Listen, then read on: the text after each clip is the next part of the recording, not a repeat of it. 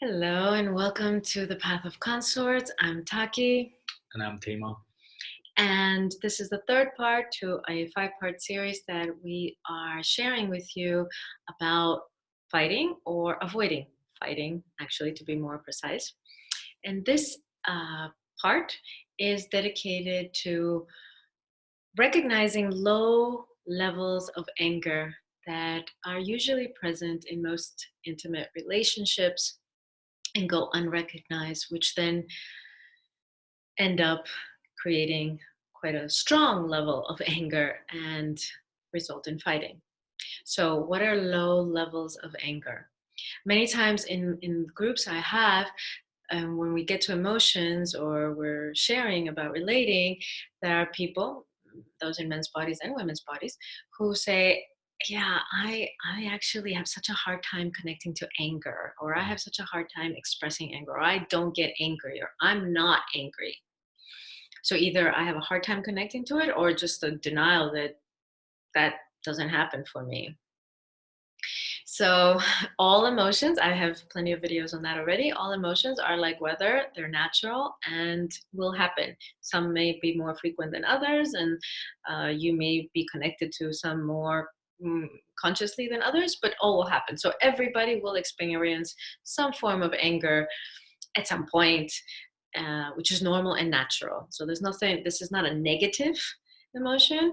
It is not a bad emotion. But most people don't recognize the different levels of anger. So people define anger as perhaps I'm going to throw plates across the room, or I'm going to scream, or I'm going to shout, cuss at my partner, or something like that. And that means I'm angry. So if I'm not there or somewhere close to there, then, or slam a door, then I'm not angry. So I want to point out some of these low levels of experiencing anger that usually go under the radar. So some examples are frustration. If you're feeling frustrated, or you use the word I am frustrated when you're explaining how you are, how you're feeling, that's anger. If you are teasing, yeah, like picking and teasing and making fun, that's anger. If you are comparing, that will give you an indication that there's something that you're unsatisfied with or frustrated with, or your needs are not being met. That's anger. If you are being sarcastic, and this is something that I had to really train myself out of, that I was extremely sarcastic, and this was my low ways of expressing and letting some energy of anger be released on a regular basis. And so these are like little daggers that are little needles that go from one to the other, and they're just poking like regularly, but we don't catch them. We don't, nor the one sending the daggers or needles, nor the one on the receiving end may recognize them as anger. And so then we conclude, I don't get angry, possibly because you made some decision that you should not get angry. Maybe that was an emotion that was not okay in your childhood home, or you saw examples of extreme anger, unhealthy expressions of anger, and you decided that I don't get angry, that's not me, I'm not going to get angry, and so then I define everything as something other than anger. Or that you truly believe, and it's such a blind spot, you truly believe, I can't get angry, I don't know how to get angry, I don't know how to get in touch with that. So I know that was the situation with my beloved when we met, that you claimed that Yes. I don't get angry. I'm not an angry person. I don't get angry. I don't have anger in me. And it was then very eye-opening to start seeing that I have many patterns that I'm running this low level of anger. I basically was the textbook case of what she just described. I did the sarcasm and the picking, and I did the comparing to myself, to where I am at and what I'm doing, and also where in a relationship, and just seeing the common thread of all of those, just taking me out of presence, taking me out of intimacy with in a relationship, and taking it out of the present moment with myself. So that's a very good indication of that's just anger running in me. Yeah, and you were saying before that when you have been sarcastic or teasing or whatever, that there's been something you want to protect. That Yeah, there's it's something that I'm building a wall, that I'm being sarcastic so that I don't need to show myself. I don't need to be vulnerable. I'm protecting not to be vulnerable because I'm throwing these things like from behind a wall, like an armor. right. And so then that means there's something there. So there's been times where, so I remember the first time, it was the first time that this ever happened to me. We were on a trip, and it was our first month together or so. And he made a comment, and it was a sarcastic comment. It was a little dagger that got thrown. And he was outside, and I was inside the car. And then he had to come around and get in the car. And in that time that he took to get around the car and get in, I just felt inside of me, and it wasn't premeditated, it wasn't planned, but something in me asked, do I want to do this? Do I want to go into this? I have a choice. And it was the first time I ever felt that, to be honest. I had never consciously been aware that I have a choice, that I don't have to go into this until it starts to become bigger and then address it or deal with it. This goes back to the previous video of collecting stamps.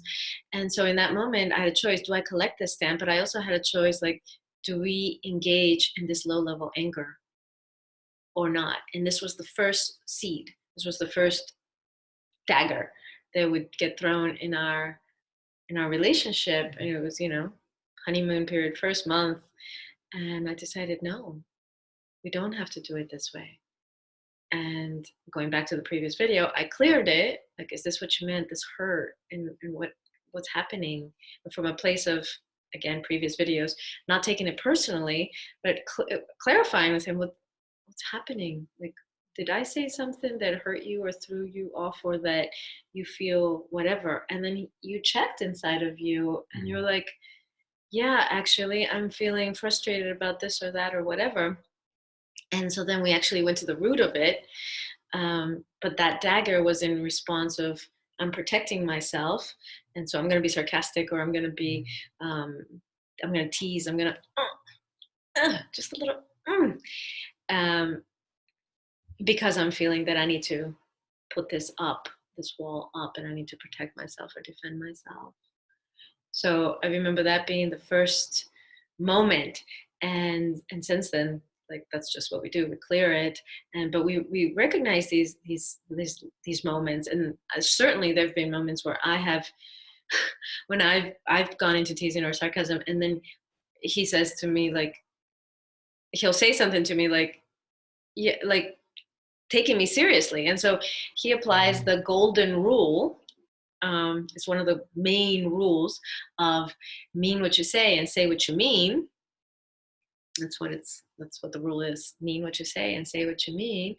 And if you apply that rule, it will really weed out so much of this low level anger that slips in these different ways. And when he's like, okay, I'm gonna take you literally. And oh no, I was being sarcastic.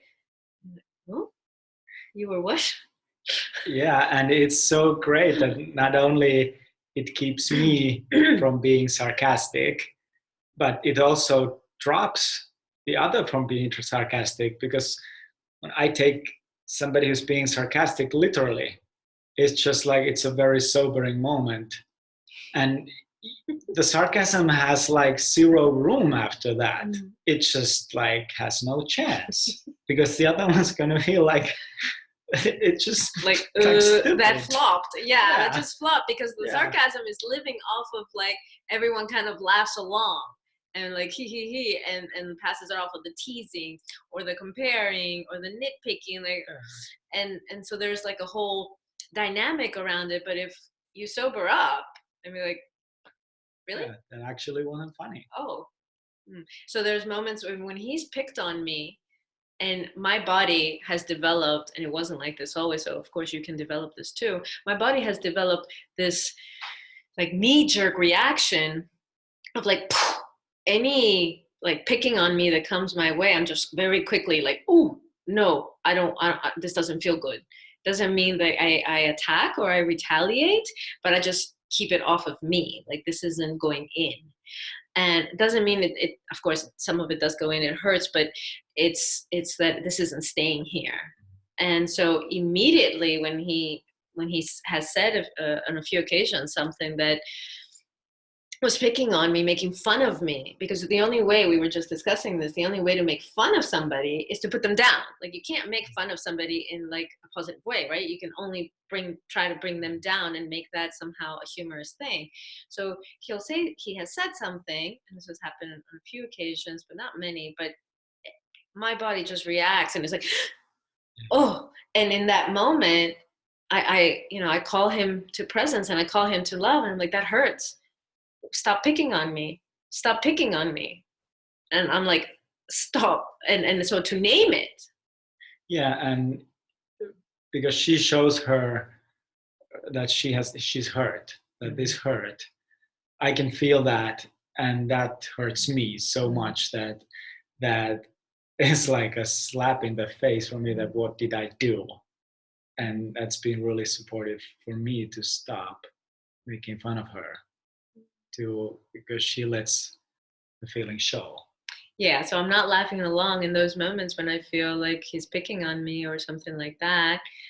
I'll actually show my pain. I'll cry. I'll start shaking, like I'm starting to feel not safe, and uh, I'll go into it openly and still keep enough presence that I can name it and I can say stop, and I can even possibly clarify or just pause there and bring it to a pause, and then he'll realize, okay, what's happening. So usually behind this low level of anger is some unneed met.